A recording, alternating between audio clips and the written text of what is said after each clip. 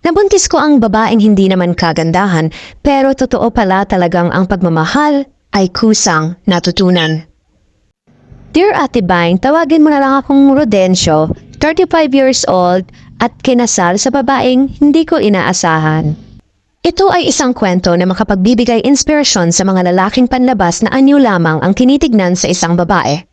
Anyway, balik tayo sa kwento ng aking pag-ibig. Simulat sa pool, umpisa pa lang wala na talaga akong balak seryosohin si baby. Isang beses ko lang kasi siya nagalaw dahil sa kalasingan at lungkot na siya.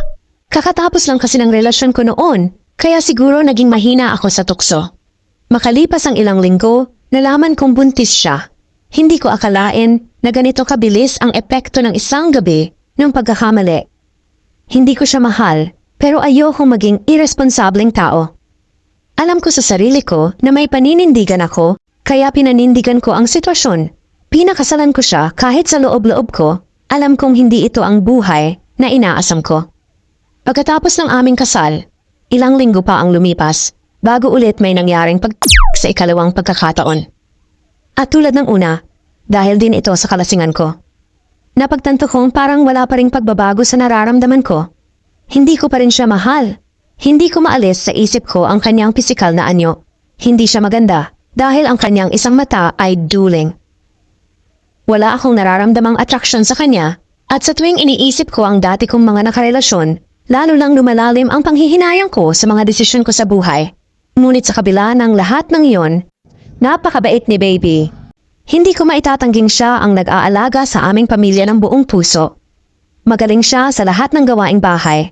Sa pagluluto, paglilinis, at pag-aalaga sa anak namin. Malinis siya sa lahat ng bagay at talagang maasikaso. Kahit na hindi ko siya mahal sa paraang romantiko, hindi ko rin maiwasang humanga sa dedikasyon at sakripisyo niya para sa amin.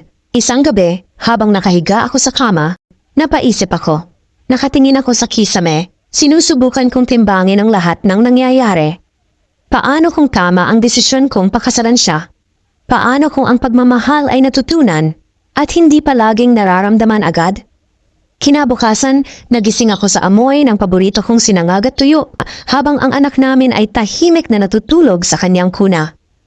Nung makita ko si baby nakangiti habang naghahanda ng almusal, may kung anong tumama sa puso ko. Hindi ko man siya mahal noong una, pero parang may nagbago. Minsan, hindi kailangan ng matinding atraksyon para makaramdam ng pagmamalasakit. Minsan, sapat na ang makita kung paano kaalagaan ng isang tao para malaman mong mahalaga ka sa kanya. Siya ang nag-aalaga sa lahat ng bagay sa bahay at hindi ko man lang napapansin ang mga sakripisyo niya. Naisip ko, ang mga bagay na hindi ko gusto sa kanya, ang pisikal na anyo, ang pagiging simple niya, ay tila nawawala ng halaga sa harap ng mga bagay na ginagawa niya para sa amin. Isang araw, nagpa siya akong sorpresahin siya. Hindi ako madalas magpakita ng ganitong klaseng effort, pero gusto kong ipadama sa kanya na pinahahalagahan ko siya. Habang abala siya sa pag-aalaga sa anak namin, bumili ako ng paborito niyang tsokolate at isang maliit na bouquet ng mga bulaklak. Nang ibigay ko ito sa kanya, nakita ko ang pagkamangha at saya sa kanyang mukha. Rudencio, para sa akin ba to? Tanong niya, tila hindi makapaniwala.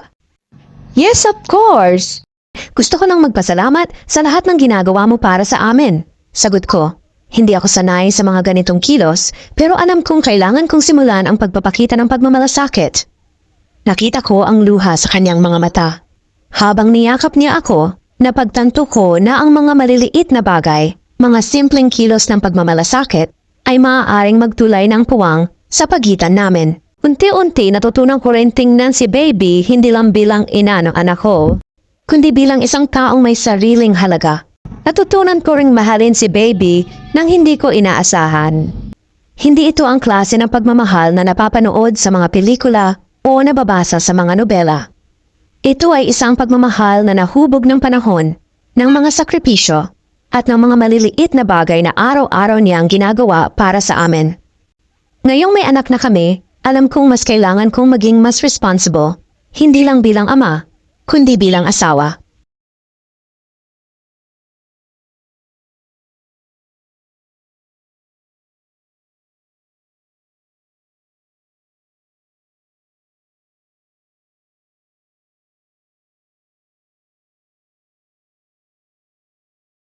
Sa wakas, natutunan ko ring mahalin siya ng buo.